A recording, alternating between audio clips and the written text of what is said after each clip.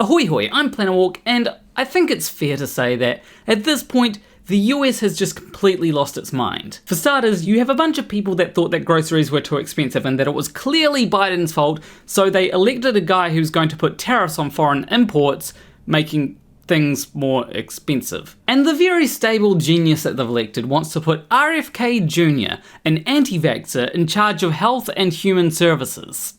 Now, that may seem a tad weird, but at least he's draining the swamp by putting the CEO of Liberty Energy as the energy secretary. It seems like what Trump meant when he said drain the swamp was kill off all the actual swamps, which are an important part of the ecosystem and also Shrek's home. Meanwhile, you have a bunch of Democrats going, how did we get here? Why didn't people vote for us? And then concluding that it must be because they're too communist or too woke or something. Clearly what Kamala Harris needs to do in 2028 is condemn trans people for just existing, because that's what the median voter really cares about, you see? And that's how we'll stop those pesky Republicans from calling us communist all the time. We'll show them who the real conservatives are. Now, I may seem like I'm being a bit hyperbolic here, but to some extent, it does seem like the Democrat Party is considering that moving further to the right is the way forward. It's working for the Republicans after all, you know, the solidly right-wing party, so why wouldn't it work for the Democrats? You know, the party that is often considered the left-wing party of America. I think the reason why Trump won is because he's a populist. He points out problems whether they're real or not, and goes, we're going to solve those problems, whether he actually intends to or not. Harris, on the other hand, seemed a lot more unwilling to point out problems, especially since she was part of the administration that's in power. Now, to be fair, there's not really a lot that she could have done. If she had have gone, this is a problem and this is how we intend to fix it, then people would have said, hey, well, you're part of the current administration, why don't you fix it now? Alternatively, she could have just fired off a bunch of things, whether practical or not, and seen which ones resonated with voters. After all, that is what Trump did. And sometimes it feels like Democrats want to adopt more Republican policies because they think that it's the policies that are influencing the voters, when really it's the rhetoric surrounding them. For example, if you look at the Democrats and the Republicans on immigration, both of them want to keep immigration down. However, it's the Republicans that are seen as the tough on immigration party. This is because Republicans constantly come up with narratives about why immigration is bad and needs to be stopped, even if they're completely contradictory, like Schrodinger's immigrant, an immigrant who simultaneously lounges around all day on welfare whilst taking all your jobs. For a lot of people, it doesn't matter who has the best policies. It matters who has the most compelling rhetoric. It's kind of like debates on the internet. It's not about who's right or wrong, it's about who's more convincing. You can have a debate between a flat earther and a globe earther, and the flat earther wins simply by being more convincing. Politics is exactly like that. You can have objectively good policies that will improve people's lives, yet none of that matters if you don't sell the voters on it. It's kind of like if I were in a debate with a flat earther and just presented the facts and expected everyone to come to the same conclusion that I have, that the earth is a globe. That wouldn't happen. Not everyone is a rational human being. There is a reason why presenting evidence that ships disappear bottom first over the horizon does not convince flat earthers.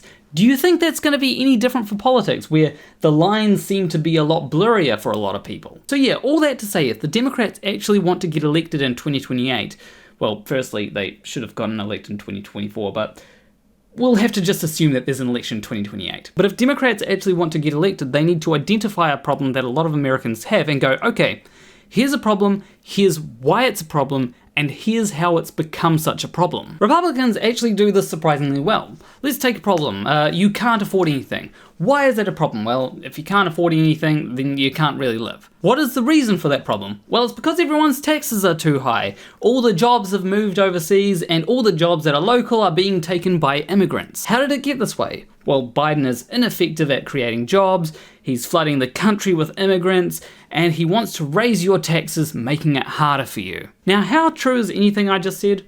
Doesn't matter. It doesn't matter whether it's true, false. What matters is that it speaks to people. That's essentially populism in a nutshell. And populism isn't just a right-wing thing. You can do left-wing populism too. You don't need to move to the right in order to defeat the Republicans. You can be left-wing and defeat the Republicans by utilizing left-wing populism. Now, I can understand being hesitant to utilize populism. I personally do not like populism myself, because populism can be used to spread pretty harmful ideas and make them sound convincing. However, populism is effective, and people with bad ideas already use it. You might as well use it to try and get some good ideas out there. And also, don't be afraid of getting called communist by right-wingers. They will call everyone to the left of them communist, kind of like how there's people on the left that will call everyone to the right of them a Nazi. As a quick aside, I've got a bit of a litmus test for people that call themselves centrist, because there are a lot of people who call themselves centrist but will complain constantly how the left calls them Nazis. So, if you are really a centrist, here's 2 questions for you. Have you been called a Nazi by someone on the left? Have you been called a communist by someone on the right? If you answer yes to both of those questions, then congratulations, you may actually be a centrist. If you answer no to one of those questions, then you're probably not a centrist. Anyway, to get back on track, no matter how far right Democrats move to try and appeal to the moderates, they're always going to be labelled a communist so that they seem extreme, even though in reality, it's the Republicans that are extreme. I've seen Republicans floating the idea that the Department of Education should be dismantled. The reasoning is that since the Department of Education's creation, the US has fallen behind other countries in terms of education, and so therefore they should abolish the Department of Education. And you know what? Maybe the Department of Education has failed by not teaching people that correlation does not equal causation. That reasoning is kind of like if you were to work at a job, barely able to afford things, and so you think to yourself, you know what, this job is just not really working for me. I can barely afford anything. So I think I need to quit and start doing volunteer work. That will solve my problems. Anybody with a functioning brain can understand that what you need in that scenario is higher pay. One idea for helping education is higher pay for teachers as well. It's certainly better than blaming the Department of Education when there are other countries with a Department of Education that do better than the US. And you know what? It really wouldn't be surprising if that was a recommendation given by Elon Musk and his Department of Government Efficiency. And you know, the fact that Donald Trump said, yes, we're going to have this thing called Doge that is going to help us decide what to do with the government. To me, that is deeply unserious. It's the equivalent of letting an 8-year-old name a government department, because it was clearly done for the memes and because Elon thought that Doge would be a cool name. Boy, I can't wait till Trump creates the skibbity waste department for draining all those swamps that he wants to drain. Though, to be fair, Doge could just be something that Trump has gone, okay, I need to get rid of Elon so that I can actually finish my Big Mac rather than having to give him the last bit.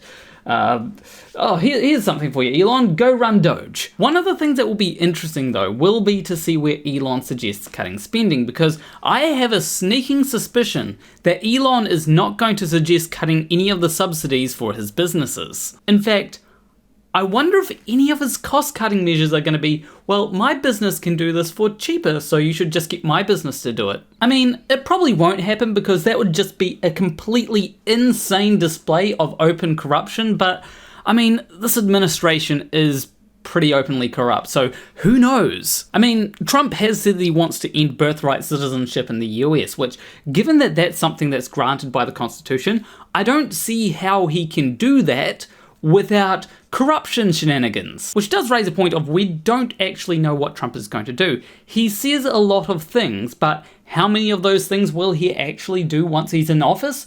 We don't know. And because of that, if you're American, it's kind of hard to know what to do. Will he do something that is going to be terrible for you?